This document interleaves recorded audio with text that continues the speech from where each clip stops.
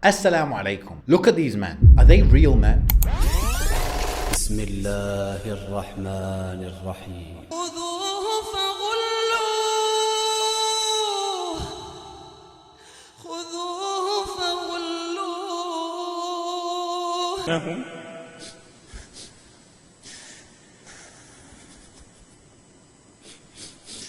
إن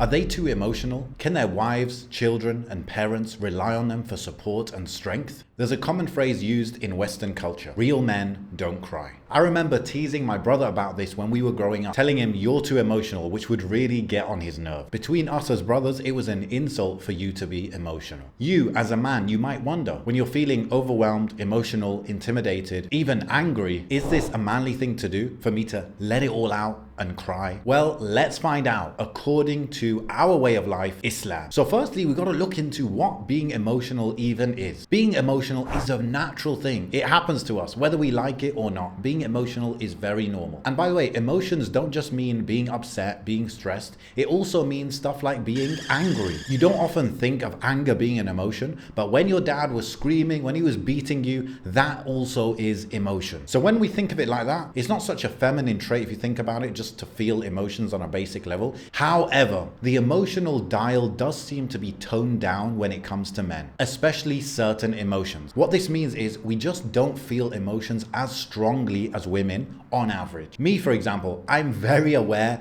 that I feel emotions very weakly. My dial is turned down a lot, meaning I don't feel much of anything in a strong way. I don't feel passion, I don't feel anger, I don't feel upset. I don't feel these things very strongly. That's just how I am. And that's quite typical of men, although maybe not to my level. But that leads me to my big personal problem with emotions. The Prophet ﷺ, the man that I claim that I want to be like, was a very emotional person. He was very sensitive, very compassionate. He felt empathy with people very strongly. He'd pay attention to the slightest feelings of the people around him. He was very aware of their feelings and treating them accordingly. He would get upset, for example, when people wouldn't become Muslim, genuinely upset, not mad at them, not they're the enemy, but he would want them to become Muslim to that level. And by the way, a really good book on the emotional intelligence and the emotions of the Prophet ﷺ is With the Heart in Mind by Sheikh Mikhail Smith. So in short, feeling emotions is something the Prophet ﷺ did, and it's something very natural. That leads us on to the next question.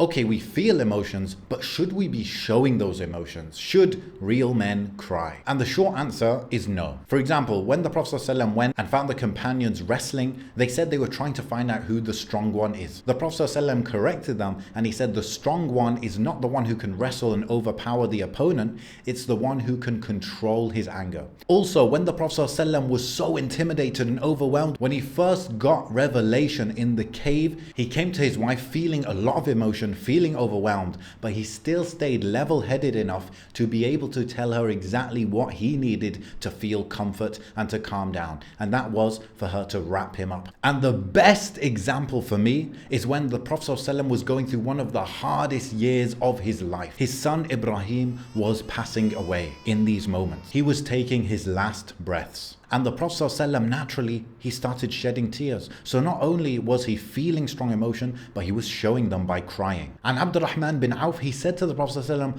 "O Messenger of Allah, are you even crying?" He said, "O Ibn Auf, this is mercy." So one of the things that we aspire to the most, being merciful, getting the mercy from Allah, this is part and parcel of crying. The Prophet ﷺ linked crying to a good thing. However, then he showed that things should be kept under control as well. And I think this is a beautiful summary of what we should be doing. We feel that emotion. We might even cry in extreme scenarios or when we're talking to Allah and we're deeply connected to Him.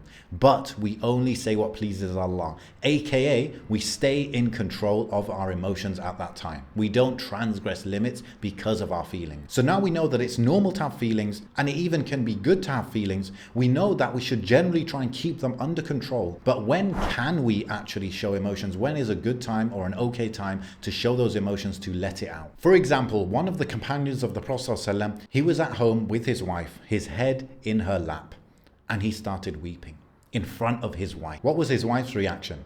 She started weeping alongside him.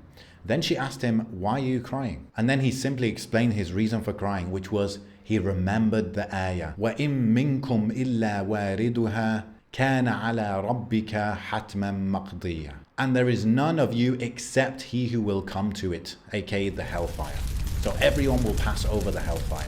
That is the ayah that made him cry in front of his wife. And so this moment where he showed that emotion, it was a moment not because he was stressed from work, not because he doesn't know how he's going to feed the family and he's letting that out to his wife, to the people that rely on him for strength. He was letting his emotions out. He was crying in front of his wife from fear of the hellfire, from fear of the punishment of Allah, something that is akhirah focused. Another example is the Prophet ﷺ said in the famous hadith of the 7 people that will be under the shade on the day that there is no shade except the shade of Allah. When people will be so hot and will be so overwhelmed, they'll be drowning in their sweat, and there will be 7 types of people who are under that shade. One of them is a man who remembers Allah in seclusion and his eyes well up with tears. Very interesting here. Firstly, it's in seclusion. Secondly, it's because again of something related to fear of Allah, fear of the day of judgment, fear of punishment, these positive attributes. So from these examples that we've looked at, we can see 2 clear patterns. Number 1, men clearly crying. But the reason they're crying is out of fear of Allah, fear of His punishment, or something akhirah related, or something very extreme like your own young son passing away. The other trend we have is men holding it together, feeling emotions strongly sometimes, but keeping things under control as well.